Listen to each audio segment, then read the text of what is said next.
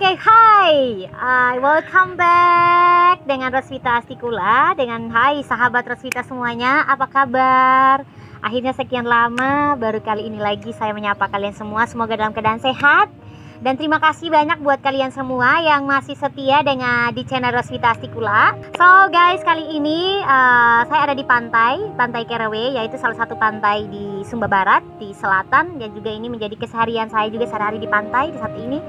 Dan kali ini saya akan berbincang-bincang dengan sosok orang muda yang sangat berbakat, yang sangat berpotensi, yang pernah mengharumkan Indonesia, mengharumkan Sumba, mengharumkan Nusa Tenggara Timur di mata dunia. Ya, oke, ada di sini adik yang keren. Ada Lukas.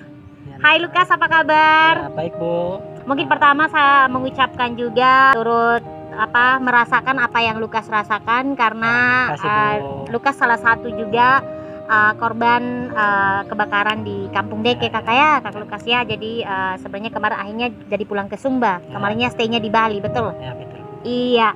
Jadi mungkin teman-teman, kenapa sih Lukas ini mengharumkan Indonesia? Siapa dia di balik sosok yang hitam manis?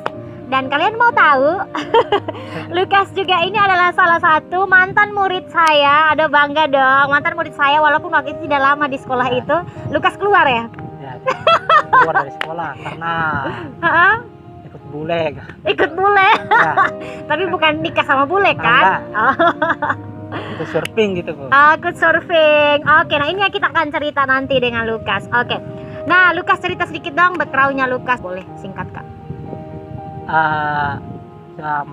Nama saya Lukas. Saya berasal dari Pantai Kerewe, Kampung Muntelaka. Dan saya belajar dulu main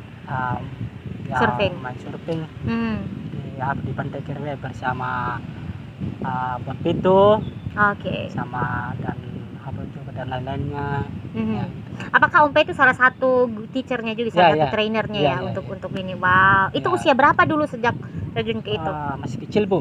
Masih kecil? Ya. Oh wow. 10 tahun dah. Baru 10 tahun sudah belajar, sudah belajar surfing. Wow.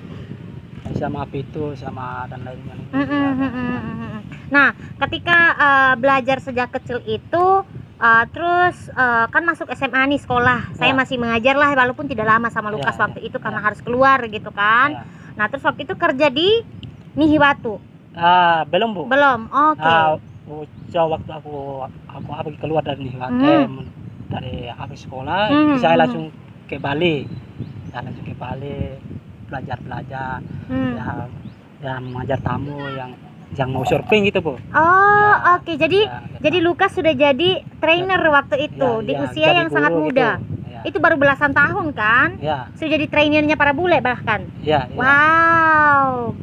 Itu rasanya bagaimana dulu masih usia 16 tahun, usia 17 tahun, belasan tahun sudah jadi trainernya para bule, itu bagaimana rasanya? Dulu Bu, waktu di Bali aku bulan pertama itu masih bantu gitu Bu.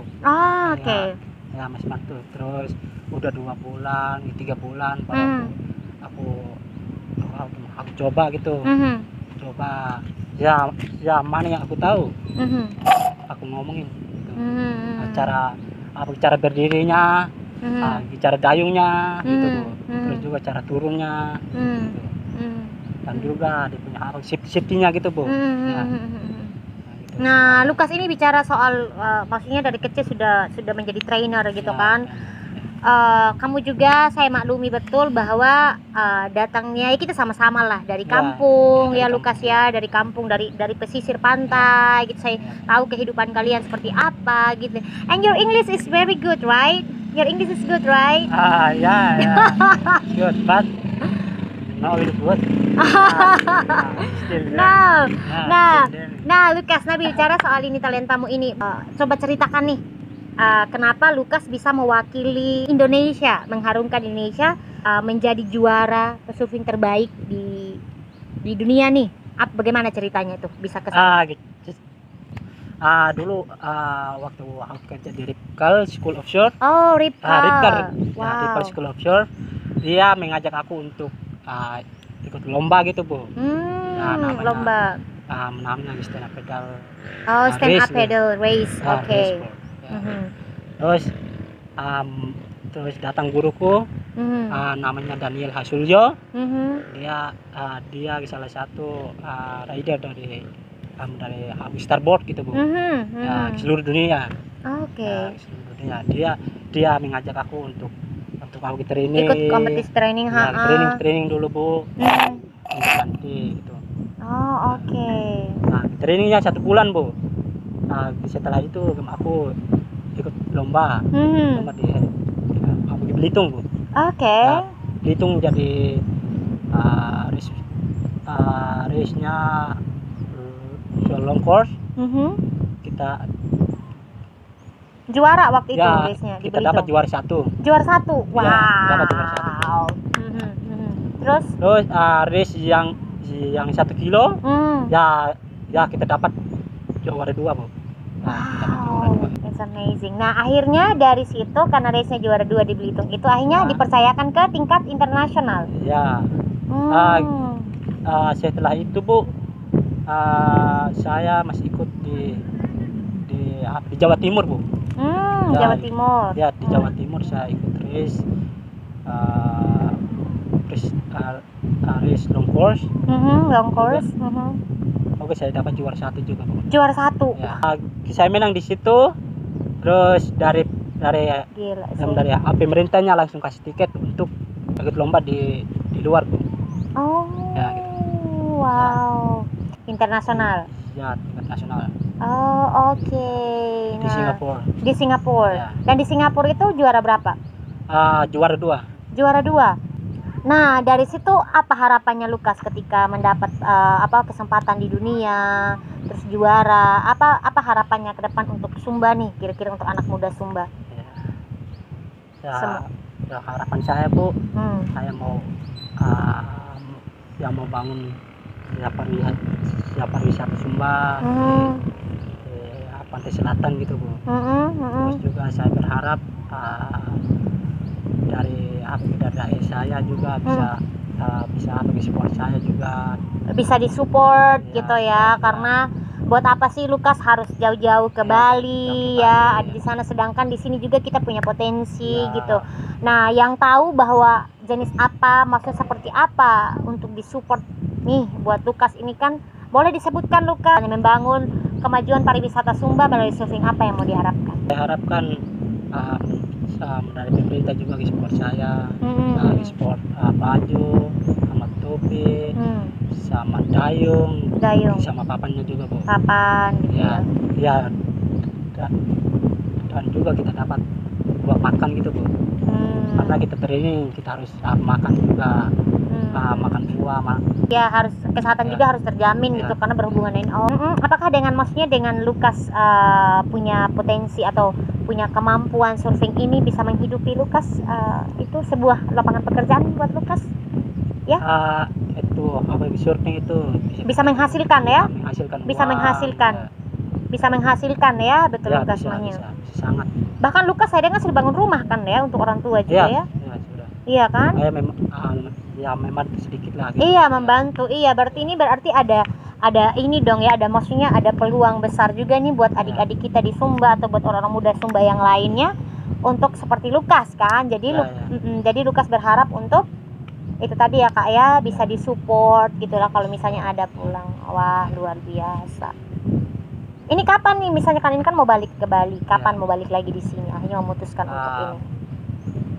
Kalau ada panggilan dari sini ya mungkin aku di sini lagi. Biasanya kemarin saya lihat Lukas juga sempat kirim kan, Nis tolong bantu dong untuk sampaikan ke mana, ke Dinas Pariwisata bukan ya? Dinas Pariwisata itu mungkin nanti apakah sudah pernah ketemu mereka? Belum pernah Bu.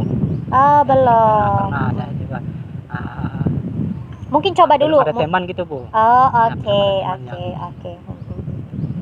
Ya mungkin dengan potensi yang Lukas ada, saya rasa Sumba juga tidak akan tutup mata sih. Zaman ini saya rasa ini adalah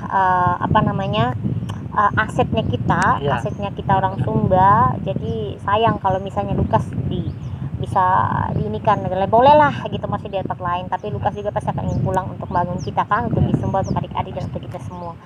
Wah, Lukas, mungkin ada yang mau disampaikan untuk anak-anak muda, adik-adik di sini yang juga sama-sama dengan Lukas yang surfing sekarang, boleh disampaikan? Oh iya. Keras Kak, boleh. Ya, saya harap juga saya punya teman-teman di sini juga bisa pergi belajar surfing lagi, dan juga jangan malas ya. Karena aku lihat sekarang ini teman-temanku sedikit gitu ya. Sudah langsung capek, mengeluh ya? Ya capek juga, kan juga sedikit ya malas gitu ya Bu. ya malas surfing. Ya, malas surfing. Oke. Minggu apa kemarin juga saya dengar Bu, dari kantor pariwisata itu dorang kasih board untuk dari pantai Kerewe gitu Bu. Ya, pantai Kerewe. Terus papannya dikasih sama Musa gitu. Terus sekarang boardnya Musa pakai gitu Bu. Oke, seharusnya itu untuk anak-anak gitu ya? Iya. Seharusnya dipakai lah ya untuk latihan. Iya, dipakai untuk latihan di laut.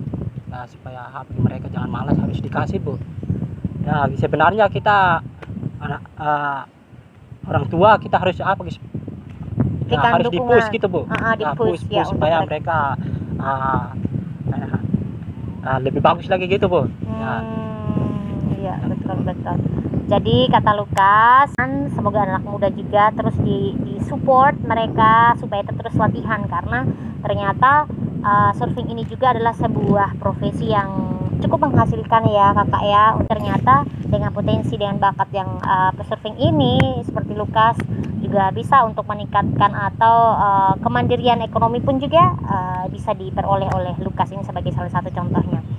So Lukas, thank you so much, terima kasih banyak, semoga sukses selalu, tetap terus belajar, tetap rendah hati, terus semangat dan terus mengharumkan Indonesia, mengharumkan Sumba, NTT, dan juga supaya ada Lukas-Lukas lainnya juga. So terima kasih banyak semuanya, thank you so much, bye bye. Okay, next, actually I just need 4-5 minutes to have a short talk with Isaac. Hi Isaac. Hey. How are you? I'm good. How are you? Great. Very nice to meet you. Nice to meet you too. Very long time, huh? So I still remember Twin Caraway. Kamu Yeah. masih sangat kecil waktu itu.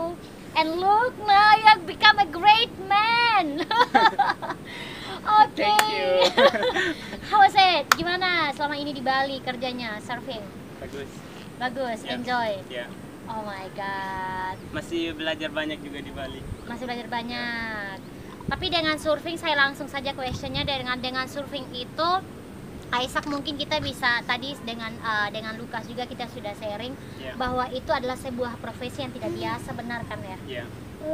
Menghasilkan buat Isaac. Itu menghasilkan, tapi tidak gampang untuk dipelajari. Tidak gampang ya, Yeah. tantangannya besar tapi Yeah. menghasilkan kan? Maksudnya sebuah menghasilkan.